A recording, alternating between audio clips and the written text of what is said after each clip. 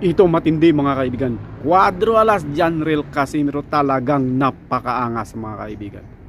May mga recent na mga sabi-sabi na makalaban daw niya si Ortiz mga kaibigan. So ayon mismo sa kanya, hindi yan totoo. At alam niyo kung sino ang gusto niyang makalaban mga kaibigan? Of course, Naoya Inoue. At saka Akhmadalib mga kapatid. At saka marami ang mga fans at saka mga vlogger ni Casimiro ang nagsasabing pwede at sana mangyayari na yan mga kaibigan. Well, tingnan natin kung mangyayari yan mga kapatid.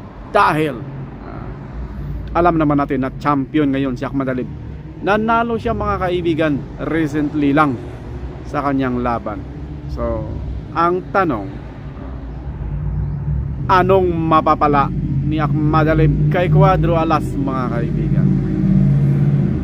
Kay Cuadro Alas, pag pinatulan siya ni Akhmadalib, malaking pera na naman yan. At saka syempre, kayang-kaya yan ni Cuadro Alas, diba? Yan.